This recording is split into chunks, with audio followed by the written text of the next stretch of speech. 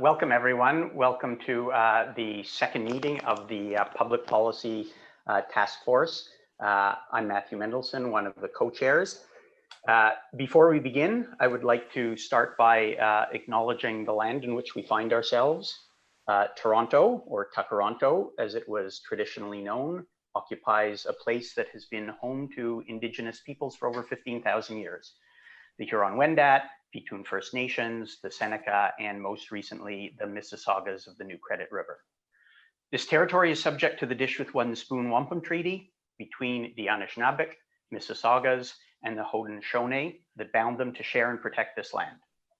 Subsequent Indigenous nations and peoples and settlers from all over the world have been welcomed into this territory in a spirit of peace and friendship and respect. Takaranto is now home for many First Nations, Inuit, and Métis peoples. Recognizing where we stand is but one of many intentional acts for acknowledging injustices and committing ourselves individually and collectively as a university to the path of truth and reconciliation.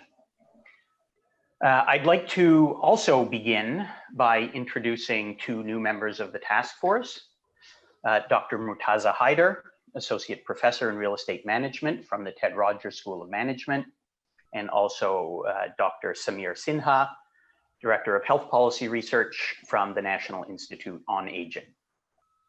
As well, I also want to introduce our newly recruited project assistant, Natalie Tuwari, and our co-op student, Monica Dare, who will be supporting the activities of this task force. And so they'll be helping out throughout the whole process. With that, I welcome everyone, and I'll turn it over to Naomi for the next part of the meeting. Great, thank you very much, Matthew. I'm Naomi Adelson and the other co-chair of this task force.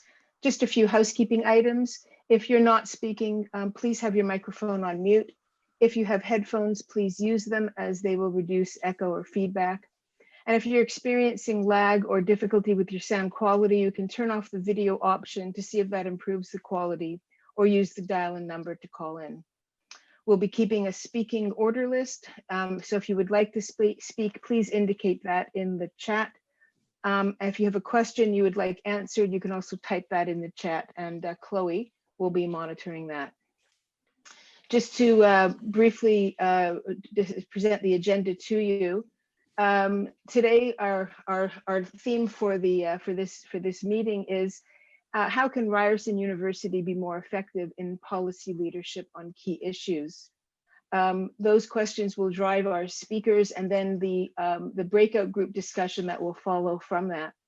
We'll give you a little bit more information about the breakout rooms in a few moments. But just want to flag that what we hope that you can do in the time spent in the breakout room is to not only have a fruitful discussion, but also bring back to the group some key takeaways. And specifically, we're asking for a maximum of 1 to 2 sentences that you can bring back to the group. Let me turn now to Dr. Stephen Liss, Vice President, Research and Innovation, for a welcome. Good afternoon, everyone. So thank you very much for the opportunity to join this meeting and to be able to speak to you briefly, I hope, before we get on to the business of the meeting and our special guests who have joined this meeting as well. So begin with just a couple of thank yous, particularly to Naomi Adelson and Matthew Mendelsohn for agreeing to take on this role of co-chairing this important task force. And certainly to all of you for agreeing to be part of this. And no doubt that you've been inspired and perhaps drawn to, I think, the aspirations we all have of amplifying Ryerson's voice and presence, not only with respect to our learning and teaching and SRC activities, but also in translation to important questions and challenges that and the gaps that lie with respect to policies, and in particular at this point in time where the governments, provincial, federal, municipal, are truly looking for solutions and answers to important challenges and questions, and looking to the evidence that supports the policies and bringing the voices that are necessary to draw from to establish effective policies to address those challenges. So I will begin by just saying that that there's a bit of history behind this, that some of which is more recent and speaks to Matthew's arrival to Ryerson, of course, our engagement with Isabelle Mondou, and of course the president's interest in terms of ensuring that Ryerson can be very much at the front seat with respect to the gaps that I think that are existing with respect to some of the major challenges where we think that Ryerson is well placed to help and assist. But it began, I think, from my perspective, with conversations I had with Pamela Sugaman, who's part of this committee, Dean, of course, the Faculty of Arts, several years ago when we started to talk about policy, and of course, drawing on my own interest in terms of some of my own research and how to translate that effectively, and being drawn into policy discussions, and more recently with our work in Global Affairs Canada, particularly on the innovation ecosystem and global trade. So there is certainly a passion in my own heart and personal research interests and professional interests that draws me to this important exercise. But more importantly, Ryerson, and where Ryerson sits at this particular juncture in its own evolution, but also in the constellation of activities that are remarkable, and constellation of activities that reflect much of the work that we're doing at the front end of policy development, be it the work of Brookfield to the first policy response initiative that Sean, Matthew, and Kareem have been very much a part of. And of course, hearing from government and the president's own desire to see Ryerson's voices amplified. We also know that we have a diverse community, and we have very much a large community and a diverse community to draw from. And we know that not all parts of our community are being drawn to those conversations and policy discussions. And this is a way in which to consolidate and coordinate and bring those unrepresented and voices that have been lacking in discussions on policy, and reducing those barriers, and to permit the diverse voices and to be inclusive of the voices and interests with respect to policy development. Of course, there have been many wonderful developments related to city building. Charisse Berta is here, of course, City Building Institute, City Building Ryerson now, our work on immigration and settlement, to the initiatives that are being spawned by activities in cybersecurity, and a wide variety of work related to our future skills initiatives as well that are at the front end of policy development. So how do we amplify Ryerson's voice? How do we coordinate, consolidate, perhaps? How do we draw in that constellation of activities in a very effective and meaningful way, particularly with respect to the immediate challenges and needs as reflected in some of the work of First Policy Response, but going forward in all the work that's going on, including many of our work of our Canada Research Chairs, our institutes and centers. I see Sanjay here in the area of democracy, and many of the other work that's going on, including National Institute of Aging and so forth. So the right voices and right people around this table, I think, are be helpful in drawing us to the kinds of recommendations and how we move forward. And of course, we're drawing from the experiences that you all have, and figuring out a way better to position Ryerson. So one, again, thank you all for participating and in being part of this very important exercise.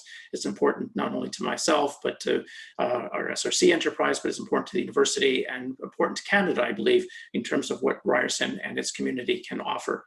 And I hope that we can learn from you and draw from this exercise to find a way forward.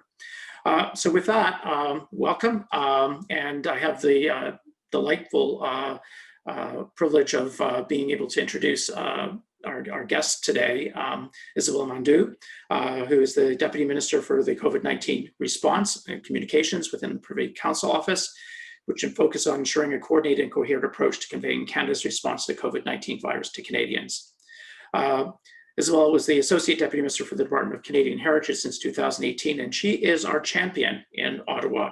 And I've really enjoyed the conversations I've had with Isabelle over these months and over this past year, as she's been engaged with Ryerson, of course, with the President, with our office, and I know she's very excited about the work we're doing here at Ryerson, broadly speaking, but I can't imagine anybody more important at the federal level, particularly on such a challenging and important and priority topic as COVID-19, to be part of today's meeting. Martha Greenberg, who's also joining us today, is the Deputy Minister of Policy and Delivery and Associate Secretary of Cabinet in the Ontario Cabinet Office. She's currently the Ontario Public Service Deputy Minister, champion of Ryerson, affiliated with the Department of Politics and Public Administration. In her current position, she works with all ministries in the OPS and Premier's Office to establish and manage the government's policy and legislative agenda. It's absolute delight and privilege to have both Isabelle and Martha join us today, and so welcome. So thank you for the invitation, and thanks to all of you for having this reflection. I'm delighted to be here today. And I will say that my interest to work with the university predate me being champion. I had the chance in the past to work in federal provincial affairs, just like Matthew. And at the time we had a partnership with the University Queen on federalism. And that was something that was extremely strong at the time. And we were really working on joint research project, on what would be the issue of the future and how we can address them. And so it was something that I thought was extremely important and really bear a lot of good fruit. So when I became champion for Ryerson, I thought that there was really something that we could do with that relationship that goes obviously beyond recruitment is super important, but that goes to also bringing the knowledge and the expertise and the research work that you're doing, more giving it more visibility here so that we can benefit from it. I sincerely, profoundly think that the country that will be doing better in the future and some of the big challenges ahead of us are the ones that are going to be able to really merge these ability of the university with government, with civil society and the private sector to really come with the best solution for some of the very, very difficult issues that are laying ahead of us. Obviously, we're living one of those very difficult moments.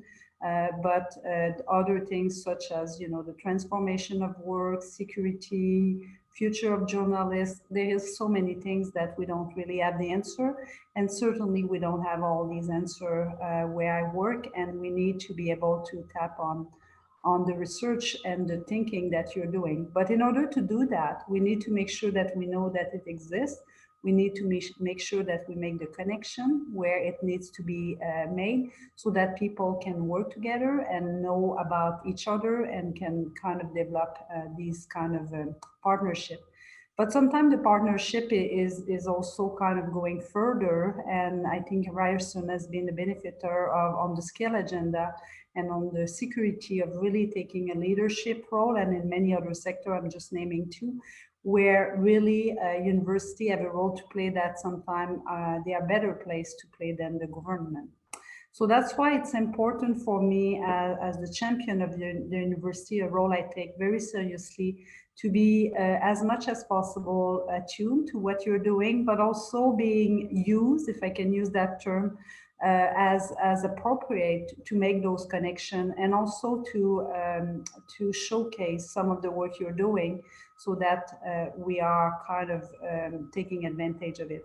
So that's why this conversation today for me is great, because I know all of you have a lot of things going on, and I'm really, really interested to know how we can kind of make these connections stronger and make sure that we are taking full advantage of the huge benefit, and Stephen has mentioned some of them that Ryerson bring to the table. I still have a lot to learn about the university, but everything I have seen, I have been so extremely impressed by the work that Ryerson is doing. And so that's basically what I would like to achieve today. And I'm delighted that my provincial colleague is there too, because there is definitely partnership there as well that we can definitely take advantage on. So thank you for inviting me, and I'm looking forward to the conversation. As Isabelle said, I think this is a fabulous opportunity to talk about this. And now more than ever, as she said very eloquently, I think we need to do this.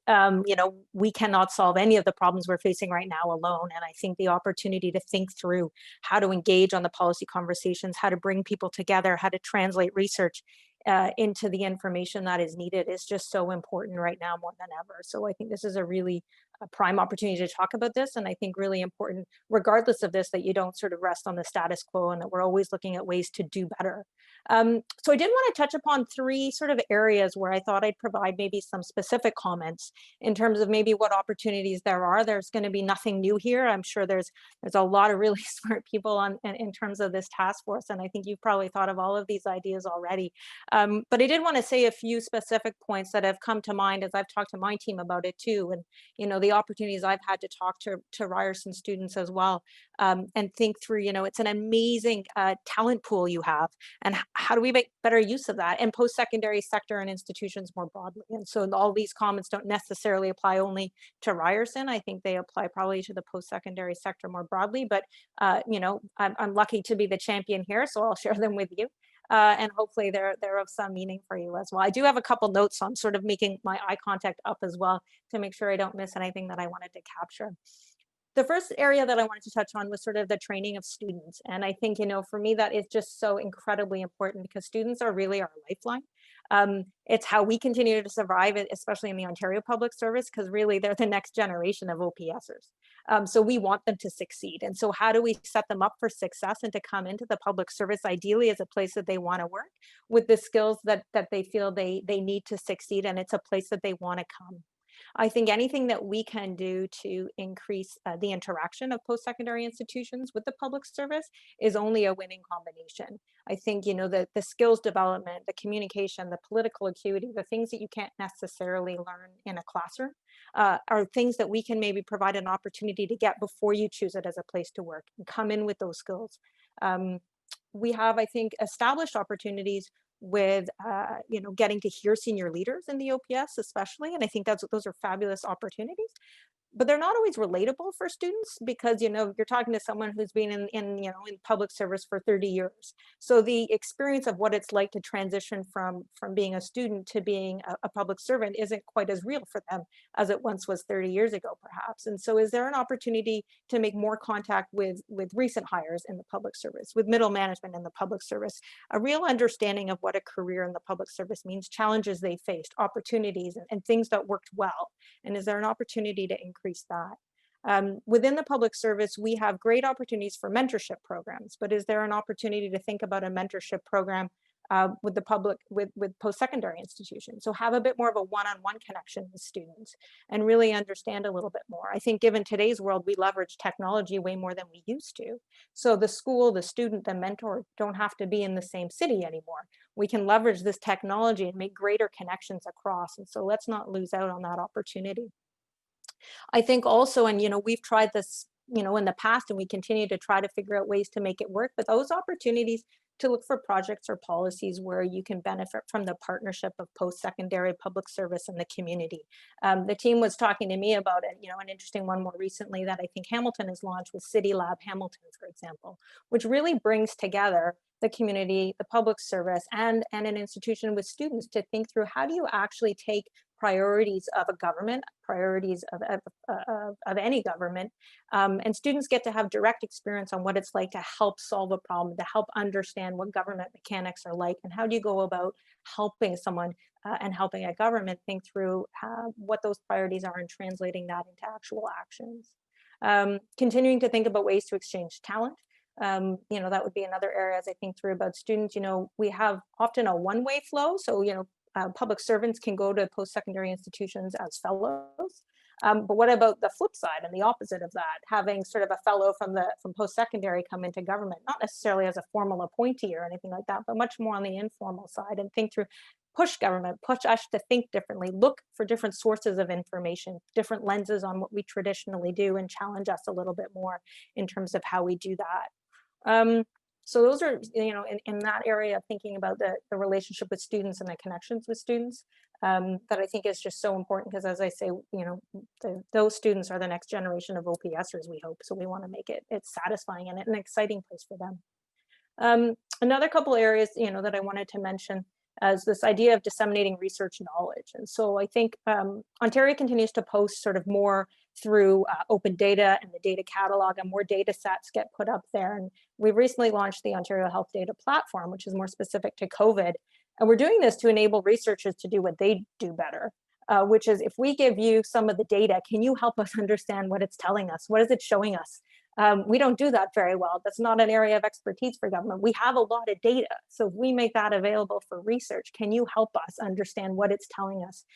Is there areas where we don't realize there's a problem? We should realize there's a problem. Is there something that research can help draw attention to us? So in sharing that, we're hoping it's all mutually beneficial. You get more data to do research with, and you can actually help us understand what we have in that data. So I would say, we're going to continue to put more data available as best we can. And I think post-secondary institutions can help us understand the wealth of that data that we have and understand what to do with it. I think stating the obvious is probably sort of worth noting that in any of the research and the data is just being cognizant of sort of government fiscal policy, political constraints, time constraints. So when we look at the research, there might be some obvious and fabulous long-term opportunities, but of course governments need to show progress on the short term. So how do we use the research to show, steps along the way to getting to a long-term solution? There may be great things that we could show. There's a challenge and there's an opportunity. We also have to show it's not just 5-10 years down the road. There's an opportunity to actually grasp something and show a step along the way to a long-term challenge. And I think that's really important for us within government. And then I think just more broadly engaging on that public policy conversation as we're doing right now. So leveraging these opportunities, I think continuing to push the public service. We're not always going to be the ones, especially right now, to set up a forum for that, but you guys do, and take those opportunities and bring us to the table, and we'll always come. So I think that, I think the way that Ryerson does that, I think the way the post-secondary sector can do that is to bring people together. And I think that's so important, is taking that leadership role and bringing people to the table. I think is just so important. I had a look at, I think Ryerson's involved in that first policy response of being the convener. Government isn't necessarily always great at being the convener. So can we rely on you guys to help bring those partnerships together, break down the boundaries, go across jurisdictions and bring partners together, especially as I said, opening up during these times that no problem is solved by themselves. And I think the post-secondary sector can do a really amazing job on that. Thinking about that, I think, COVID, when we try to find anything good coming out of COVID, is one of the things that has broken down the barrier of this need for proximity. You don't have to be in Toronto. You don't have to be in Ottawa. You don't have to be in a large urban setting to have access to information, to take part in a challenge. And I think we want to take advantage of that now, is we can partner with people maybe we've never partnered before because they haven't been in the same vicinity as us. Well, no one's in the same vicinity as each other anymore. So, proximity isn't a barrier. Broadband may be an area, so that's another challenge we'll have to deal with. But there's a lot of opportunities here that I think we should take advantage of. And then, as I say, it's just really these types of forums that I think are just incredibly important for the work that you do and the work that we do here at all provincial levels, at the federal level, at the municipal level, is to come together and find those opportunities that are mutually beneficial, I think. So, I think as Isabelle said, I just think this is a fabulous opportunity. I've enjoyed every opportunity I've had to interact with Ryerson. I'm really glad you're having this conversation and for inviting us to be part of that. And I'm happy to be part of any conversations going forward too, if that's at all useful. So thank you very much. Thank you so much, Martha. And again, thank you, Isabelle. What we'd like to do now is shift to the discussion. And because we're a fairly large group, as you'll have seen from the notes that were sent to you prior to this meeting, we've already placed you in a group, and that group will be the same group for each conversation that we have going forward with the task force. So in just a few moments, our media services person, Brian, will be placing you into your respective breakout rooms. And you will have already also, just to note, have received brief biographies of those in your group. So as I mentioned earlier, when you go into the breakout rooms, if you wouldn't mind, please selecting one individual who will report back when we all return together. And as I mentioned earlier, if you could ideally provide us with about 1 or 2 sentences that you as a group collectively came up with in the 20-minute time period, nothing short of impossible, on how you think as a group, how you think Ryerson can be more effective in policy leadership on key issues. So as well, you'll find that in each group, there will be a note taker to help draft the minutes after the meeting. So there will be somebody there, will introduce themselves to you as you go around the table. And then just to let you know that both Matthew and I, joined by Martha, Isabelle, and Stephen, will be joining 2 groups each. So if we're all ready now, Brian, if we can move everybody to their breakout rooms. Welcome back, everyone. I know I was only in 2 sessions, but what fantastic conversations and discussions are taking place. And I want to apologize to anybody who was cut off mid-sentence, Samir in particular. I'd love to hear what you were about to finish saying, but hopefully we'll be able to have that conversation now and extend the conversation now.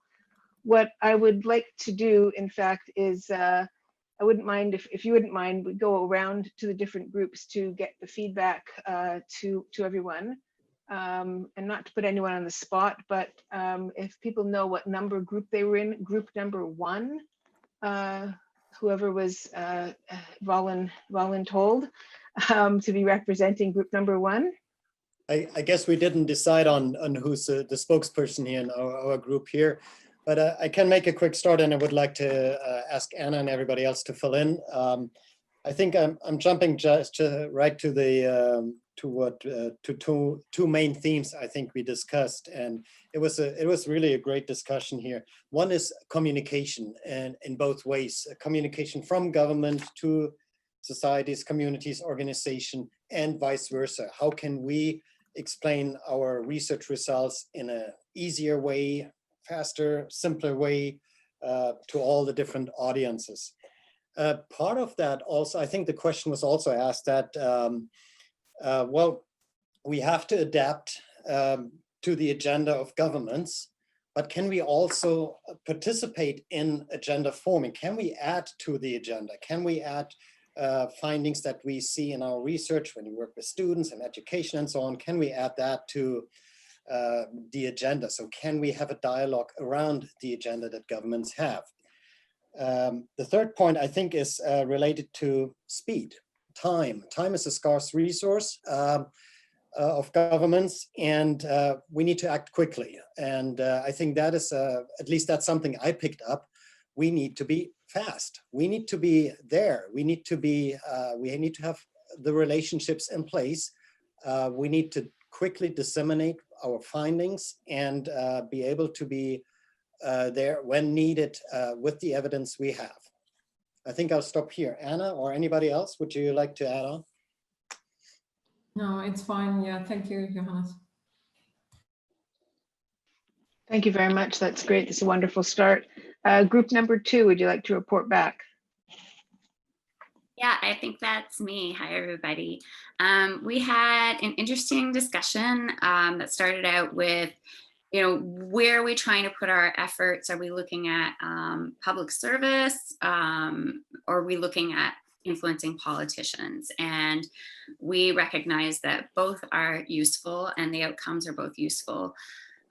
We want to produce relevant, timely research that's in line with the political agenda, but we also don't want to discount advocacy. So how do we impact policy solutions, both in the near and longer term? And how do we get students who work in public policy to relate back to Ryerson as experts? So they've gone on to work in public policy, they come back, and there was some discussion about a lot of the political staff went through U of T. So, our counter to that is that we've had a lot of students come through Ryerson working in, faculties, and planning school is one example where they go on to work directly in government.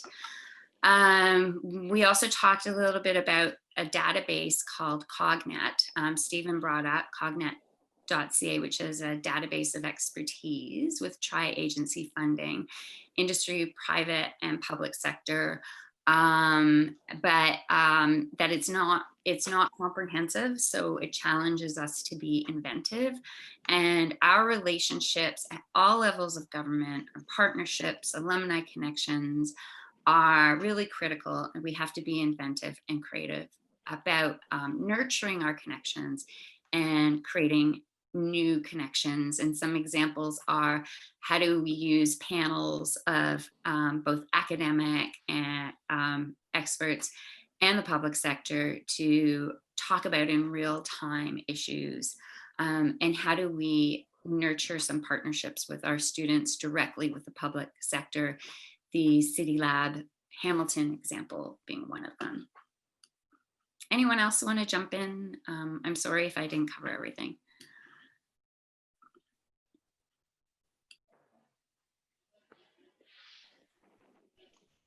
Thank you so much, Cherise. That's wonderful. I very much appreciate it. Group number 3. We likewise had a good discussion in the time allotted. I'll distill our discussion into 3 key points. The first one is to say that we presume that generally that when we talk about influencing policy, that we're talking about leveraging the research that happens across the university in large measure. And in considering that, we should calibrate on the basis of all of the research that's happening. So to be more specific, make sure, for example, it was pointed out that maybe sciences and engineering may need to have greater representation in these discussions than we've seen to date. And I'll close off that point by saying that do we have to influence every facet of policy? Probably not. And that it may be best for us to focus on our key, we'll call them our key competitive advantages in what we approach. The second point is that it can be very hard to connect within the university, and that we need greater coherence there. If we want to grow in terms of our policy impact, we need to be able to more effectively match potential talent to key areas of opportunity in order to influence key policy debates. And the third point is a tangible action item, potentially. The point was made that the McKinsey Global Institute has done a very good job at translating knowledge, translating information in terms of the COVID response, for example, and they've created a unit that is focused on knowledge translation, and they churn out digestible reports. Very simple, no jargon, can be as little as a few pages. And so the lesson is that with the 800 to 900 academics across the university, it may be a good idea to create a dedicated unit within the office of the VP of Research and Innovation to do something similar to what McKinsey is doing, to basically translate all of the great research, great and often complicated research, into digestible chunks that we can share with the rest of the policymaking ecosystem. I will stop there and invite my team colleagues to add anything they wish.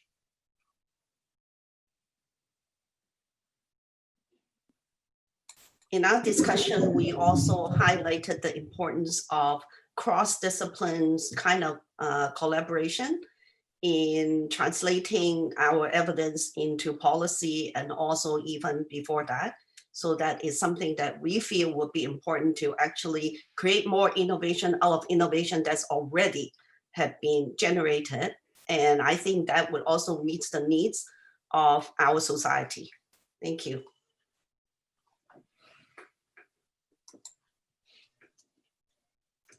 Great. Are there any other comments or takeaways from the groups that anyone would like to share at this point? Naomi, it's Kareem Brightsey here from the last group. Yep. Oh, so I'm sorry. Yep. No, Sorry. it's okay. My apologies. So we discussed two challenges / opportunities. One, the already very busy lives that faculty members and students have in terms of their teaching, research, and administrative responsibilities, and wanting to be there's often a lot of desire to be further policy engaged, but not always the bandwidth to do so. Another kind of challenge / opportunity is a question about whether that's the more actionable, immediate policy issues that are kind of top of mind that we need to be focused on, or the sort of longer term ones, picking up on some of the comments in the group. And some observation that those can be mutually reinforcing in a good way, that if you are on the key issues, that gives you permission to enter potentially broader conversations. There were also observations about the role of media and media producing understandable media products, whether it's the nature Frank mentioned, or even just being quoted in the media or writing for mainstream media publications or projects like First Policy Response, then gets you invited into other policy conversations. We were graced by Martha's presence at the end of our conversation as well. So we took a bit of time to explain a few of the things that were happening with us, and also there were some observations about the key role that both students, public servants who are not as long in their career, and others can play in being real resources to government, knowing or sensing that government policy capacity, especially at the provincial level, is perhaps not as strong as Martha and others in terms of numbers. That the policy analysis capacity and some of the communications delivery capacity just may not be there in the numbers that the public service would ideally like in every case. That's great. Thank you, Kareem. I think we're kind of running right on time, maybe even a little bit ahead of time, but I think it's time to wrap up now. So thank you to Stephen, who I know just signed off, for joining us today. A big thank you to Isabelle and Martha. Merci beaucoup à vous deux. It was great that you were able to join us and share your insights. Many at Ryerson have, I'd say, deep connections, and many of our students and alumni with municipal government here in the GTA, and then good number at Queen's Park, and then lesser as we get to Ottawa. So figuring out how we can make progress in all of those areas is really important. And so j'apprécie Isabelle et Martha que vous êtes ici avec nous. I'm a terrible co-chair. I forgot to welcome one of our new task force members as well. So I apologize to Gabby Resch, who is with us. She is a postdoctoral fellow. We did an open call on applications to join the task force, and we're very happy that Gabby is joining us and bringing her perspective on these issues. A couple of final administrative notes. As I think people know, the next meeting is December 10th, where we will be discussing how Ryerson's approach to public policy can be more inclusive. If you have recommendations for presenters, let us know. Today we are lucky to have Stephen and then Isabelle and Martha, but we'd like to talk about inclusion in public policy. And so if you have suggestions, just email Naomi or me, or both of us. And I also wanted you to know that we are recording the meeting. So we sent out a note to everyone saying that we would be posting these meetings after the fact. So that was a discussion that we had last time, and that's where we've landed. So the meetings are being recorded, and then they will be posted and archived. So things are transparent. It'll be a little bit edited and condensed, but no one objected to the transparency, and so those will be posted soon. The postings will not include breakout room discussion, so it's the overarching presentations and the introductory remarks. So I think that's it. If there is nothing else, I'm going to look and just see if anyone has their hand raised. Have I forgotten anything? If not, I think this was a great conversation. We're going to consolidate, look through these comments, and we'll see you all next month. So thank you everyone for this.